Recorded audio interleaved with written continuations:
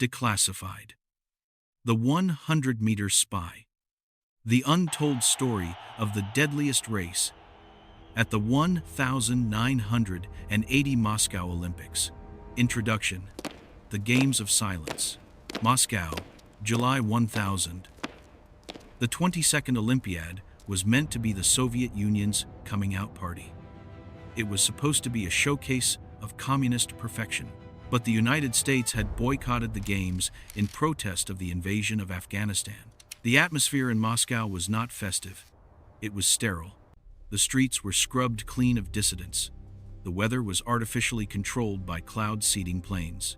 And the Olympic Village was the most heavily surveilled 100 acres on Earth. But amidst the paranoia, a legend was born that never made it into the record books. Official records state that Soviet sprinter Dmitri V, codename MERCURY, withdrew from the 100 meters final due to a hamstring injury. The truth, buried in the KGB archives for 40 years, is far more terrifying. Dmitri didn't pull a muscle. He was running for his life through the concrete catacombs beneath Lenin Stadium, chased by the very men who had trained him. This is the story of the athlete who was forced to turn the Olympic Village into a hunting ground. File number 01. The Recruitment. Subject: Dmitri V. Event: 100 meters. Sprint: 4x100m. Relay status: Asset: coerced. Dmitri was a machine, a boy from the Urals with fast twitch muscle fibers that defied biology. He was the Soviet hope for gold, but Dmitri had a vice: Western music. In 1979, he was caught buying black market Beatles records and denim jeans behind a hotel in Kyiv. The KGB gave him a choice. Option A, a lifetime ban from sports and a one-way ticket to a labor camp for anti-Soviet behavior. Option B, join the Special Volunteers. He chose option B. His handler was Major K, a man from the 5th Directorate. Ideological counter: intelligence. You are fast, Dmitri, the major told him. But on the track, you run for medals. In the village, you run for us. You will be our eyes where we cannot go. Dmitri's mission was specific. The KGB couldn't bug the British team's locker rooms effectively because the British swept for devices daily. They needed a human bug, someone who could walk in, share a towel, swap a pin, and listen. File number 02, the Panopticon Village. The Olympic Village in 1980 was a fortress. Barbed wire, armed guards, electronic passkeys. But inside, it was a brotherhood of nations. This was the cover. Dmitri used his charm. He was an athlete. He spoke the universal language of sweat and pain. He befriended the British team. He swapped vodka for chewing gum. The intel. For 2 weeks, Dmitri reported back.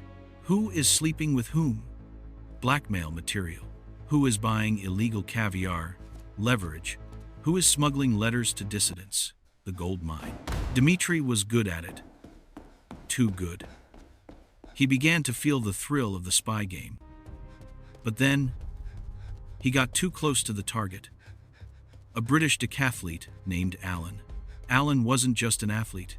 He was a courier for MI6. One night, in the sauna, Alan whispered something to Dmitri that changed everything. They know about you, Dima. The British know you're a plant, but they don't care. They want to help you get out. Dmitri realized he wasn't the hunter. He was the prey, caught between the KGB and MI6. File number 03. The handoff gone wrong. Date: the 24th of July, 1980. Location: the International Zone. The Disco. Number 7. The space in Nos. The Disco. The KGB ordered Dmitri to steal Alan's training bag. They suspected it contained a list of contact names in Moscow. Dmitri managed to swipe the bag during a mixer at the village disco. He took it to a bathroom stall to verify the contents. Inside, he found the list. But he also found a British passport with his photo on it. A fake identity. A ticket out. The moral snap. Dmitri made a split-second decision. He wouldn't give the bag to Major K. He would keep the passport. He would run. But as he exited the bathroom, he ran straight into Major K's enforcement squad. They saw the bag. They saw the look in Dmitri's eyes. They knew. Secure him, Major K ordered into his radio. Quietly. Do not cause a scene. Dmitri did the only thing he knew how to do better than anyone else on the planet. He exploded. He shoved the guard into the wall and bolted. File number 04. The race beneath the earth. Location, Lenin Stadium. The tunnels. Time, 21 hours, during the pole vault final. Dmitri sprinted out of the village and toward the massive Lenin Stadium. He knew the layout.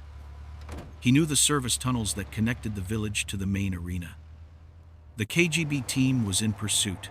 These were not track stars. They were killers. But they had radios and cars. Dmitri entered the service tunnel, a labyrinth of steam pipes, electrical cables, and concrete. The chase physics.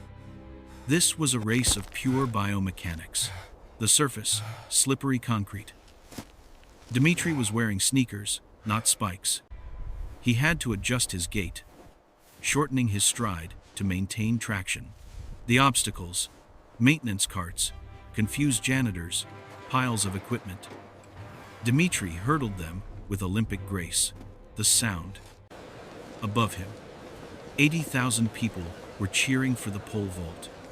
The roar vibrated the ceiling, masking the sound of his footsteps.